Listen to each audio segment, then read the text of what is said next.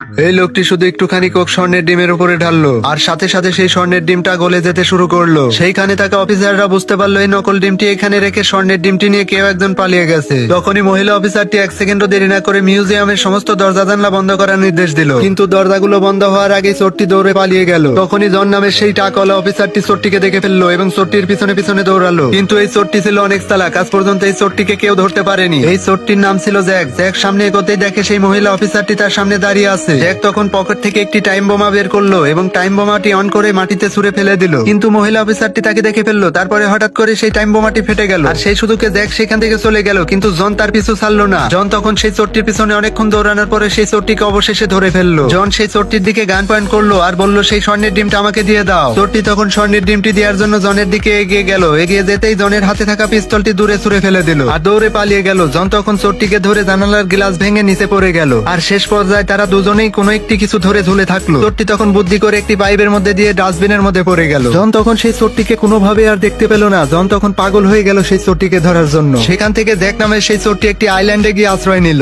আর সেই স্বর্ণের ডিমটি বের করে দেখতেই কারো উপস্থিতি টের পেল। জ্যাক পেছনে ফিরে তাকাতেই জনকে দেখতে পেল আর মুহূর্তের মধ্যেই চারিদিক থেকে জ্যাককে পুলিশরা ঘিরে ফেললো। জন তখন জ্যাককে বলল, পুরো পৃথিবীতে শুধু 3টাই এই স্বর্ণের ডিম আছে, বাকি 2টা ডিম কোথায় আছে সেই কথা তুমি আমাদেরকে বলে দাও। কিন্তু জ্যাক নামের সেই চোরটি সেইখানে কোনো কথা বললো না। তারপরে পুলিশরা তাকে জেলখানাতে নিয়ে গেল আর সেই মেয়ে অফিসারটি স্বর্ণের ডিমটি সুরক্ষিত রাখার জন্য জনের কাছে দায়িত্ব দিয়ে দিল। কিন্তু যখনই জন সেখান থেকে গাড়ি নিয়ে বের হলো, তখনই একটি অচেনা মেয়ে সেই স্বর্ণের ডিমটি নিয়ে নকল ডিমটি সেই গাড়ির মধ্যে রেখে দিল। পরের দিন আবারও সেই মহিলা অফিসারটি জনের কাছে এলো এবং স্বর্ণের ডিমটি হাতে নিয়ে আছাড় মেরে ফেলে দিল আর মুহূর্তের মধ্যে সেই স্বর্ণের ডিমটি ভেঙে চুরমার হয়ে গেল। মহিলা অফিসারটি তখন সন্দেহজনক ভাবে জনকে গ্রেফতার করলো এবং জেলখানাতে নিয়ে গেল। জেলখানাতে যাওয়ার পরে সাথে সাথে জ্যাক নামের সেই চোরটির সাথে দেখা হয়ে গেল। জন তখন আবারও সেই জ্যাক নামের চোরটিকে বলল, বাকি 2টি স্বর্ণের ডিম কোথায় আছে। জ্যাক তখন জনকে বলল, বাকি 2টি স্বর্ণের ডিম কোথায় আছে সেটা আমি জানি, তুমি যদি আমার সাথে থাকো তাহলে পুরো কাজটা একেবারে সহজ হয়ে যাবে। তারপরে তারা দুজন মিলে সেই দ্বিতীয় ডিমের খোঁজে বেরিয়ে পড়লো। তো বন্ধুরা, তারা কি সেই দ্বিতীয় ডিম উদ্ধার করতে পেরেছিল তা জানতে চাইলে অবশ্যই কমেন্ট বক্সে পার্ট 2 লিখে দাও।